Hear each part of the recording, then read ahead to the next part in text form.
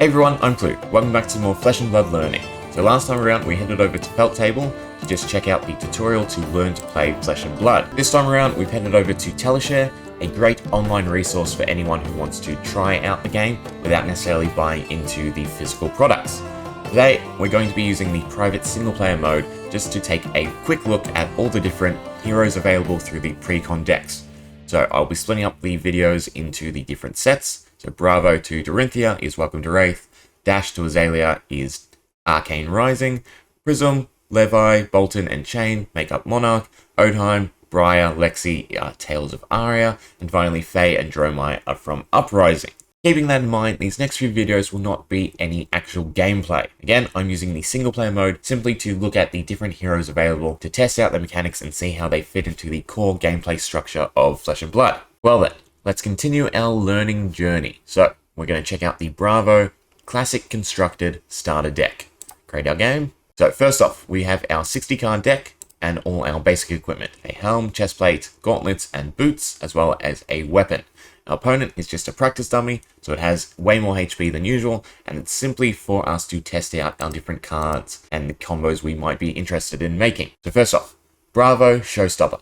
Action. Pay 2. Until the end of turn, your attack actions with cost 3 or greater gain Dominate. And then of course go again, so you can chain it into another card. Dominate. The defending hero can't defend the attack with more than one card from their hand.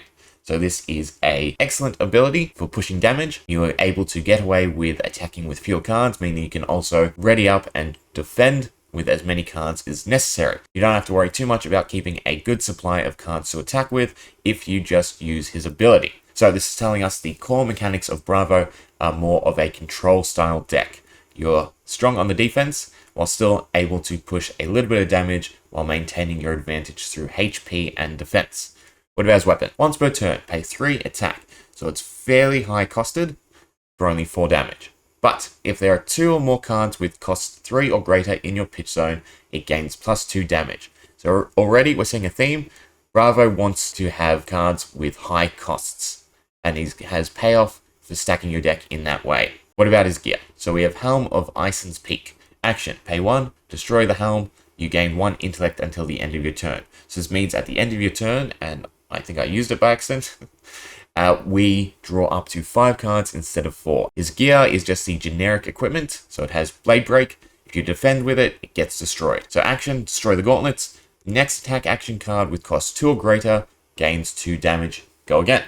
So again, we're seeing this theme of high cost cards having a benefit for Bravo. What about his actual abilities? So first off, Emerging Power. Go again. At the beginning of your action phase, destroy Emerging Power. Then, the next Guardian attack action card you play this turn gains plus 2. Auras stay in the arena until they are destroyed. With Bravo, we're creating tokens that again boost our attacks. So we're investing in long play. Meaning, for instance, we might stack our different auras, end our turn, defend, have maybe only 1 card left, and then swing for a heavy attack. Blessing of Deliverance. Go again.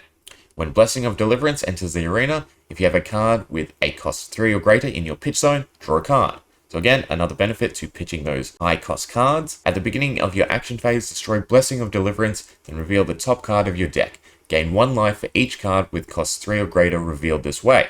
So you really want to stack your deck with high cost cards. You want to make every card really pay off through all these different ability stackings. Stonewall Confidence. Go again.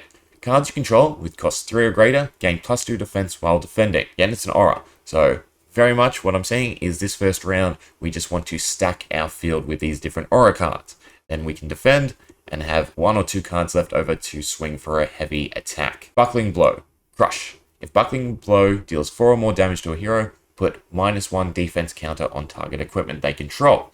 So we're seeing another term for Bravo. We have Dominate, and now we have Crush. Crush.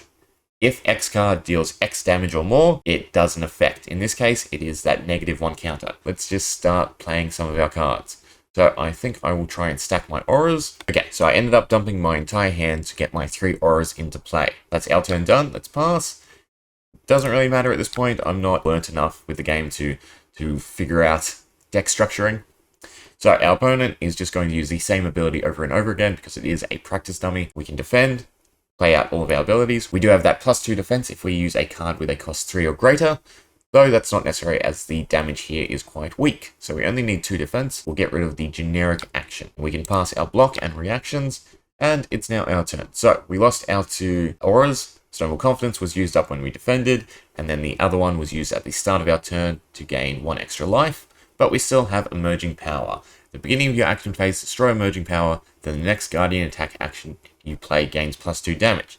So right now, what we want to do is stack up our damage. So you might also want to activate Bravo's effect, so you gain Dominate so they can't block, but we want to attack. So we have Disable, Crush. If Disable deals 4 or more damage to a hero, put a card from their arsenal on the bottom of their owner's deck, a good sense of disruption, and then of course we have Disable. If it's Disable, no, I'm not going to do it. Yeah, so I'm just attacking with Disable. We have to pitch 5, so 2 and 3, all good, but we're doing a massive 9 damage in 1 round. Of course, if we had the ability to use our actual hero ability, we would be able to chip away a huge chunk of the opponent's life. In fact, it combos well with our Helm of Ison's Peak and our gauntlets. So for instance, if I were to pop the helm last turn, I would have that 1 extra card, which would probably allow me to use Bravo's ability. Okay, I think that's enough for Bravo. Let's check out the next hero. So next up, we have Rhinar, the first hero I actually looked at when I was first getting into the game. Rhinar. When you discard a card with 6 or more damage during your action phase, Intimidate. So first we saw Dominate tied to Bravo, now we see Rhinar with Intimidate. Target hero banishes face down a random card from their hand. At the beginning of the end phase, return all cards banished this way to the owner's hand. So, very good at disrupting your opponent's defense. So you're able to reduce their hand size and reduce the number of cards they can defend with. Very similar to Bravo, but slightly different. As for equipment, we have some more Iron Rot gear, but we have our Barkbone Strapping. Instant, destroy Barkbone Strappings, roll a 6-sided dice. Gain resources equal to half the number rounded down.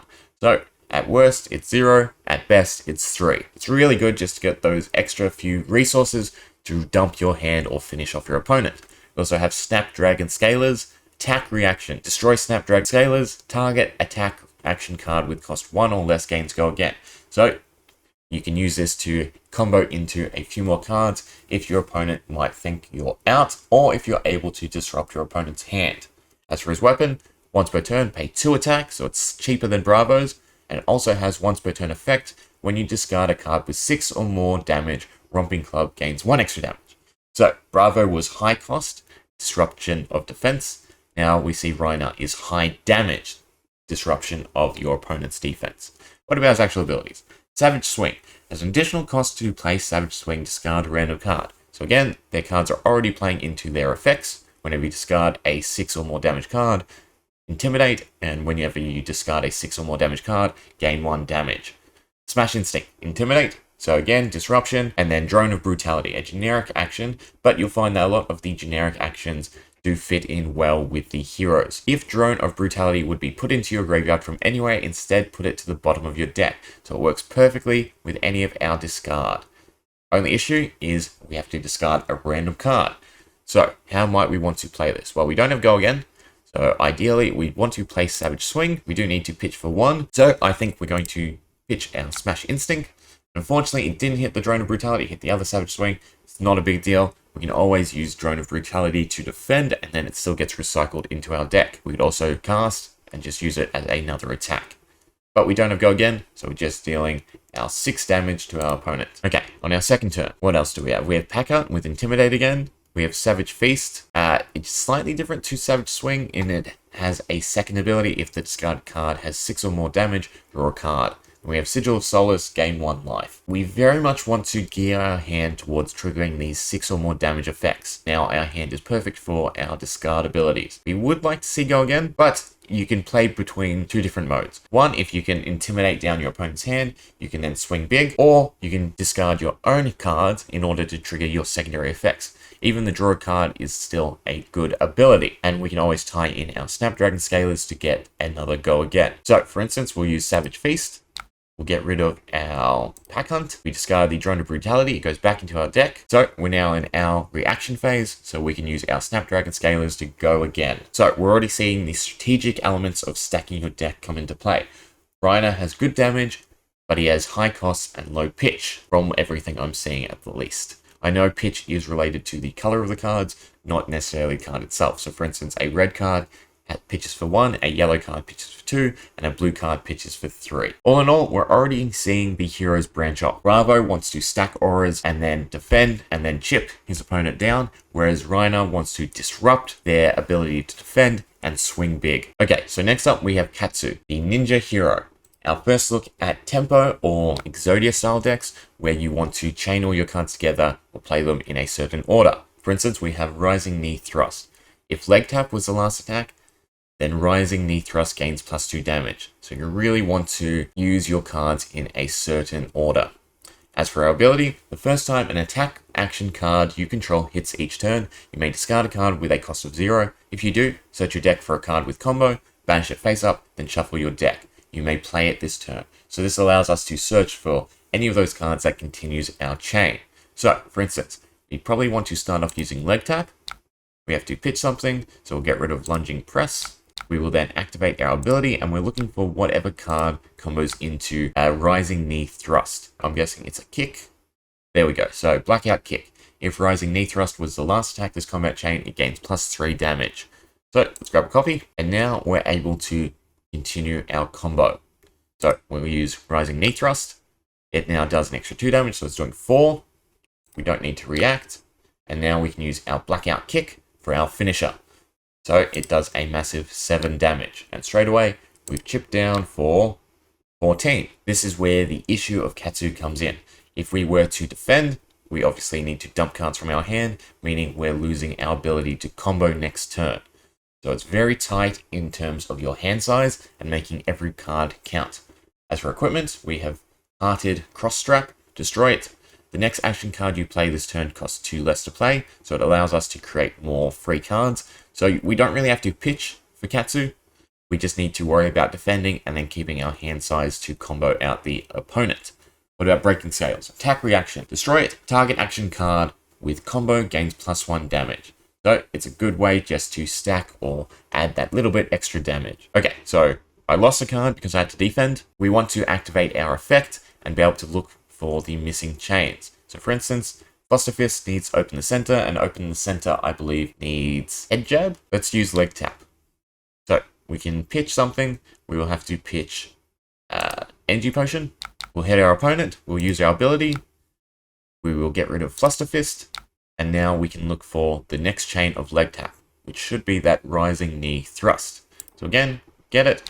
And now we can combo into a little bit extra damage. We do also have Go Again. So if we had the resources, we'd probably want to continue using or just continue attacking. All in all, Katsu is just a combo heavy deck that is focusing mainly on attacking down your opponent rather than defending. You would rather not sacrifice your cards in order to be able to continue to combo and chain all of your actions together. Lastly, we have Dorinthea. So let's head in, look at her ability, and we can already see a difference between her and the 3 previous heroes. Once per turn effect. When a weapon you control hits, you may attack an additional time with that weapon this turn. So, what's her theme? Well, it's about utilizing your weapon in a simple sense, card economy. Rather than use all of our cards to attack, we are focusing on our Dawnblade or whatever weapon you have equipped. We're just trying to swing this for all our damage, meaning we can maintain our hand to defend, to react, and just to buff our weapons. So, we've got Sharpened Steel. Your next weapon attack this turn gains +1. Razor Reflex. Target sword or dagger weapon attack gains +1. Or target action card with a cost 1 or less gains +3. If this hits, gain Go Again. Nature's Path Pilgrimage. Your next weapon attack this turn gains +3 damage. And if this hits and you have no cards in your arsenal, reveal the top card of your deck. If it's an action card, put it face down in your arsenal. So, let's start off. We just want to buff our Dawnblade as much as possible. It also has its own built-in buff mechanism. If Dawnblade hits and it's the second time it has hit this turn, put a +1 damage counter on Dawnblade. At the beginning of your end phase, if Dawnblade has not hit this turn, remove all +1 counters. So you've really got to make sure to swing every turn. So, using Dorinthea's passive ability, we will probably swing with our Dawnblade first. We'll get rid of the Springboard Somersaults, pass through our reactions. We could use Razor Reflex to gain +3 damage to the weapon, or we could save it. I'm probably just going to use it since we have the 1 mana left. Ooh, I said a bad word. And now comes into play our equipment. So we have these Refraction Bolters. When a weapon you control hits, you may destroy Refraction Bolters. If you do, the attack gains go again. So, while we used our hero ability and are now able to attack with our Dawnblade twice, we don't actually have go again. And go again is really important to realize. Because even if a card says you can use it again, unless you have that action point, you can't actually. So we will destroy our boots so that we now have go again. So not only can we re-attack with Dawnblade thanks to our hero ability, but we also have the action point to do so. So your next weapon attack this turn gains +1 damage, or your next weapon attack this turn gains +3.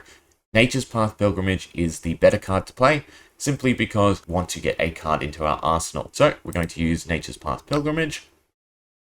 We need to pitch a card, so Sharpened Steel. We can pass through our reactions, and now we can attack again with our Dawnblade. It deals 6, but more importantly, because it's the second time it has attacked, we now get that +1 counter. We have also got our card into our arsenal. Your next weapon attack this turn gains +2. If this hits, the attack gains go again. Fortunately, we don't really have any cards we can play because we can't pitch. So they're attacking. I'm just going to take the damage since it's only 2. And then let's see if we can combo in some more cards. We've got Warrior's Valor. So if we hit with our weapon, we gain go again. Only issue is our hero ability only allows us to attack twice with the weapon. From looking at the cards, it looks as though 2 is probably the maximum times we can attack. Meaning we want to always try and reach that cap so that we can stack damage on Dawnblade, which means you can still play defensively because you only need 1 or 2 cards to get that second attack with Dawnblade. Overall, Dorinthea is a very card economic hero. We're able to focus on attacking with our weapon and maintain our card advantage. So far, overall, I think Dorinthea is the most player-friendly hero of these first 4 because you don't have to worry too much about maintaining your hand. Other than that, Katsu is probably my favorite because I am someone who likes tempo. So I do look forward to trying to build our first deck with maybe one of these heroes. Other than that, we'll leave it there and we'll move on to Dash all the way to Azalea for the Arcane Rising block. And we'll check out what their heroes have to offer. Hope you enjoyed. Hope you learnt something. I know I am. See you next time.